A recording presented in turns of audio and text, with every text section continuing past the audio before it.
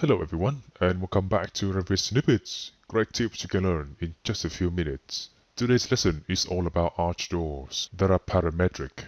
We will see how to create these 6 types of arch doors here. If I go to an elevation now, and maybe select this one here, I can have handles to change the parameters in my view. So now I can be free to make it either higher like this, more pointy, or shorter like this, and more round. These 6 types, we will go from the easiest to the hardest. So this one here is the easiest, you can make it wider. And the round arc will just follow the new width of the door. This one here, I can make it higher as well. We can then look at an elliptical arch. This one here, it can be higher or shorter. The next one is from Gothic architecture. It's a bit pointy and usually you have here a center component. I haven't made it, but you get the idea. You can make it also higher or lower. And finally, we can look at this Tudor arch, also fully adjustable, like this. By the way, if you are new to this channel, make sure to subscribe now, because we do tutorials like this every single day. Alright, let's get started. I will now close this project down. And we can first look at making this one here, because that's the easiest to begin with, the round top arc. Let's go to New Family. And choose metric door. You can also use the same technique for windows, but for today I'll go for doors. Let's open this. And then go to the exterior view of the door. We don't need this frame, so I'll take it out for now. And also the one on the other side, just delete it. These 2 lines, I will also remove them.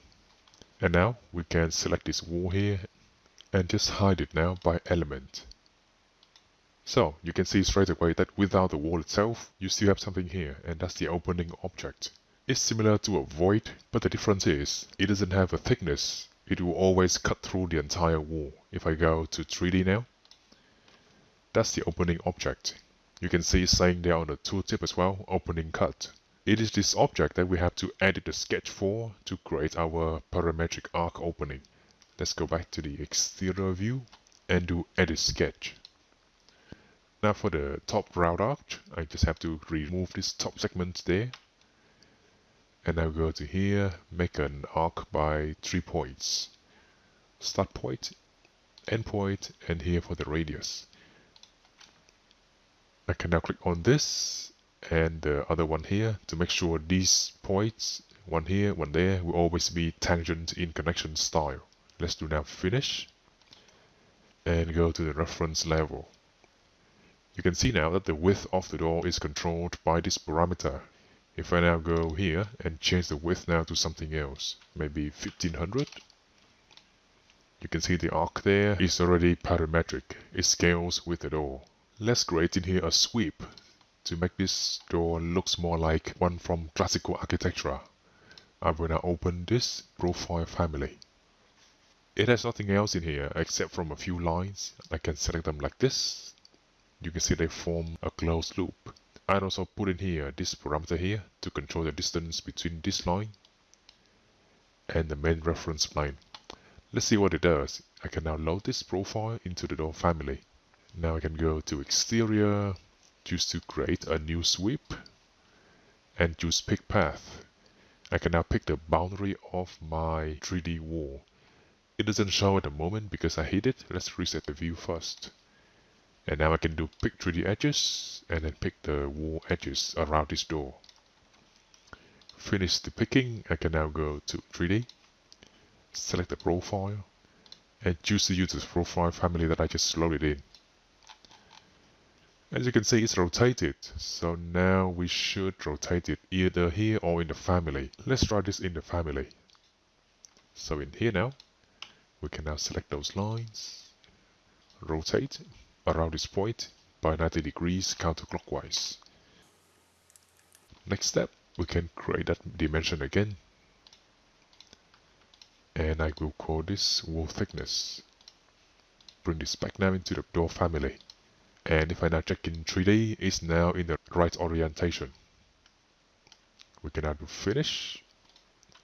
And that's our first parametric arc door. Now, why did I have to make this dimension in the profile family? This one here. This is why, if I now go to the reference level view, you can see that the profile has this section here to cover the faces of this wall around the door opening. And now I want to make sure that this length here is equal to the wall thickness, otherwise I will have this weird edge hanging out from the wall itself. To get the wall thickness value, I need to now select it and to isolate in view by element. Next step, create a dimension from the exterior face to the interior wall face. I can now select this now and turn this into a instance reporting parameter. Let's call this wall thickness. A reporting parameter like this one will not drive geometry. It will simply report whatever distances that we have in our geometry condition. We can now do OK to confirm. Reset the view now. Under families, I can now locate the profile, this one here. Go to edit type of this, and here I can now link this dimension to control this parameter of the profile. This one here.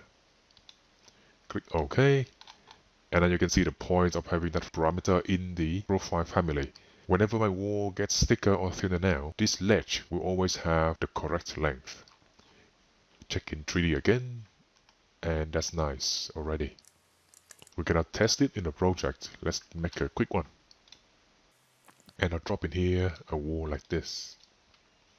Go to 3D now and bring this door family into here. Project number 3.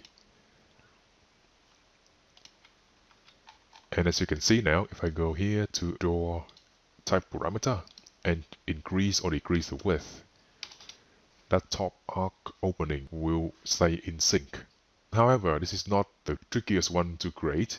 We started with this because that's easiest. Let's now create the second type. And that will be the Cathedral Arch. We can make this by saving this door family as a copy. Door number 2. I can now return to the exterior view and change this into a Cathedral Arch. Let's hide this wall again by element. We can delete this sweep for now and select the opening cut object again and then do edit sketch. Now as you can see, we need to have a way to control the top of this new pointed arc, so let me go back down and create a reference plane here first. Let's now dimension this and call this one arc height. Make this an instance parameter so we can change this later on freely in the project. I can now go back to here, edit sketch, and take away this circle. Next step is important. You need to use the right tool for this step, and that is this tangent curve or tangent arc command. Click on it, and then select this endpoint of this vertical line. By doing this, you will be sure that you always draw a tangent arc from the endpoint that you selected. So as you can see, wherever I go, I will have always a smooth transition here from a straight line to an arc. I can now finish the arc over here where the two planes intersect. Escape now, and now we can do the same for the right hand side. Tangent arc again, ending there. Click finish, and now if I drag this reference plane, you can see the pointy arc is already updating nicely. Let's now go to 3D, and it's working here as well. We can now return to exterior and put back in here the wall as well as the sweep for this door. So I will do pick path again.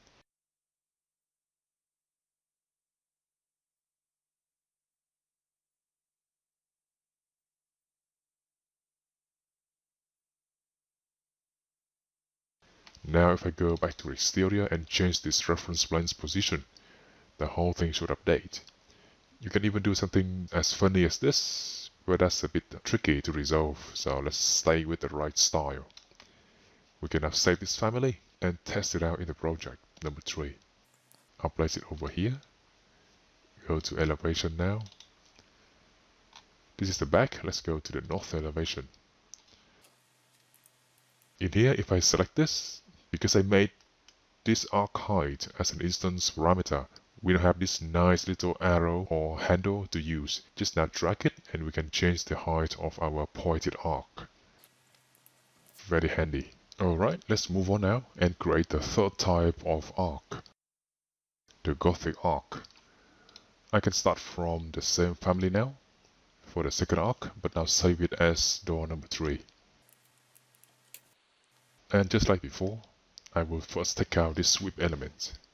Go to the exterior view now and hide this wall one more time by element. Now for the Gothic arc, we need to create some additional reference planes. I will do them here.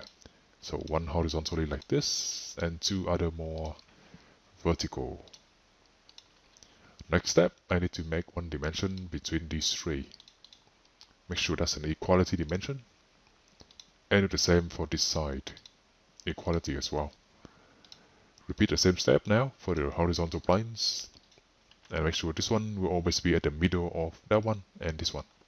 Next step, let's select this opening cut object there and do edit sketch again. Take out those lines and start drawing with the same tool from before. Still going from this point, but instead of going all the way up there, I need to now stop midway right there. And now I can continue this to meet the top point. Escape now. I can now repeat the same steps, but for this other side. Now we need to select this arc there and change this toggle padlock to be locked. That will make sure this arc and this one here will always connect in a tangent manner. Do the same here now. Get the top arc and click on this padlock to make sure they stay in tangent. We can now do finish and start flexing our dimensions. If I now drag this plane down, you can see the whole thing updates nicely, and the same happens if I take this one up. How about changing the door width? If I now go here and change the width to 1 meter, you can see everything stays the same, nicely parametric and in sync. Let's now create a sweep for this new door. I now go to create, where I can do sweep again, pick path, and let's do on this side first. This time I cannot go all the way around and do like this, because here the sweep profile will not know what to do. This is a sharp corner to turn, so Revit wouldn't be able to resolve it. If I even try to do it, if I now select this and just get the profile in, as soon as I do finish, there'll be an error, cannot create the sweep. So to allow this to happen, we need to cancel and remove one side of the sweep, maybe this side there. Just delete those lines and finish. Now it's working nicely. I can now do the second sweep to finish off the other half of the door. Just like before, but this time it's going to work. If I go to 3D now, everything looks nice and cozy again. Now, in reality, you will always model in here a centerpiece, and that will stay static. The rest of this door from here down below will be parametric, but here the object will always have the same size. So if I go to here now, that's something we will usually put in. And that's kind of beyond the scope of this lesson for today. I'm sure you can easily do something here to finish this door. For now, let's try this in the project. I can place it right here. And because I made this archive parameter instance again, I can also change this in here easily, just by dragging this handle point. Amazing! Let's now move on to create the third arc type, and that will be the segmented arc. Let's go back to the door family now. Let me close this one down. Because the new type is more similar to this one here, let me go and start from this one. So edit family now. And let's do save as family number 4. We can now go to exterior and create the arc height parameter again. Make sure it's an instance parameter just like before. Now I can take out the sweep, hide this wall again, and edit the sketch. Now instead of a full half circle, this time I will use the same arc tool, same start point, same end point, but I will stop my top of the arc here. Next step, we need to create a dimension from this reference plane to the top of this arc. And that will be arc height as well.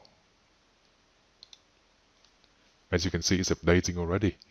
If I go in here now and change this to be something smaller, maybe 300, that will be like that. Let's now do finish. And because this plane is positioned using the same parameter, I can also drag it to change the height of that arc in the opening sketch. We can now go to here, reset the view, and just like before, put in the sweep object.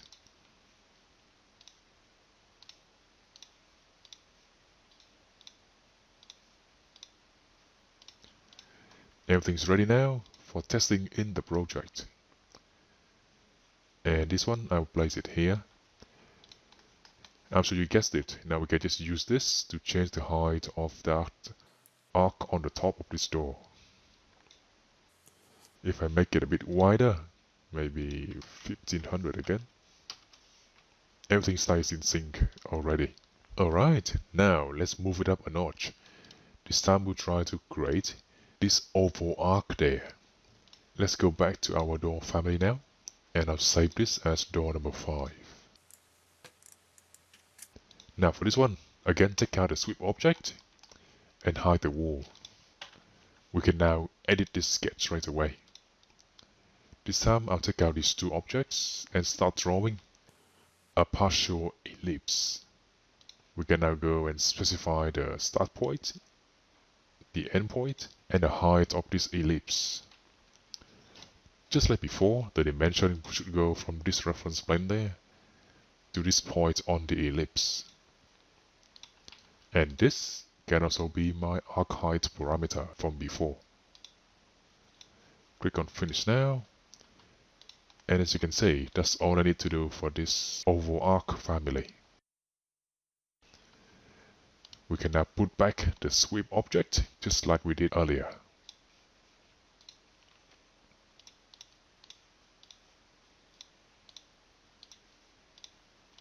Here we go. Time to test in the project one more time. And I'll place it here. This time I can use the same arrow or handle point to make the ellipse either shallower or higher, like that. That's quite nice. Expensive, but very nice. Finally, let's create the final archetype for today. And that is this Tudor arch. I leave it to the end because it's the hardest to do. Let's go now to the door family and save this as door number 6. Take out this object, hide the wall again, and let's see. For this Tudor arch, this plane here actually needs to be down here. And as you can see, it's not doing well with my existing constraints, so let me just delete it and create a fresh one below. We can now create a dimension from this plane to this plane. Let's call this one arc depth and make it instance as well. Next step, we need to do 2 more reference planes, so one here and one there. Make sure they are equally spaced, so let's do 1 dimension here and another one here. Maybe move them up a little. Now it's time to create our reference lines. I will need to actually extend this one down just so it will intersect this horizontal one here. So go to create again. We can now create not reference planes but reference lines. So one will go from here to here, and on the opposite side this one as well. Why reference lines? Because they stay in constraints even though they are diagonal. If I now move this, you will see that those lines always connect the same intersection points wherever we take our planes to be. We can now edit a sketch of this opening object. Take out these for now. And now I can start drawing using my center ends arc tool. The first center will be here, and the radius will be from this point to this end point. I can now specify how long the arc will be.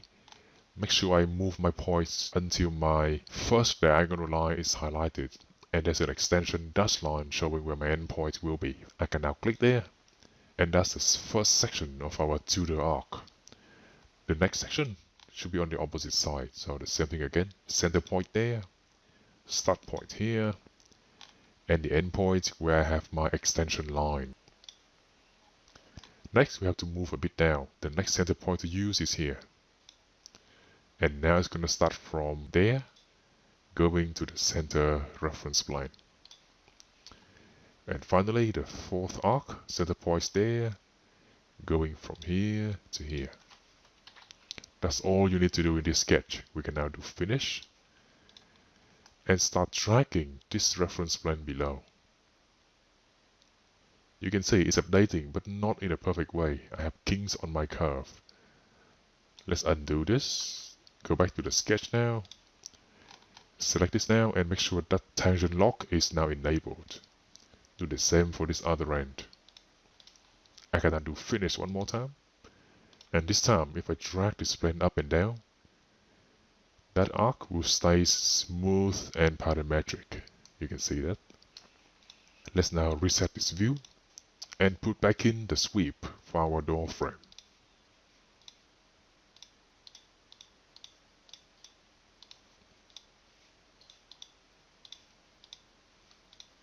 Very nice. I can now load this straight into my project and place it on this side. Now the Tudor arc is a bit narrow at the moment. Let me double its width, maybe from 1 to 2 meters. And you can see now, because our reference plane for controlling the arc is below, now we can use this handle point instead to control the arc's shape in this project. We can now go to 3D and see all of them in one place. So as you can see, for today I was focusing on just making sure you can create parametric complex arcs that flexes properly when you change their dimensions and ratios. For other things like door panels, door details, such as this top centerpiece there, all of those will be your homework. If you like more tutorials like this every single day, make sure to subscribe now to master Revit as quickly as possible. For now, practice creating these parametric arc doors, and I'll see you in the next lesson.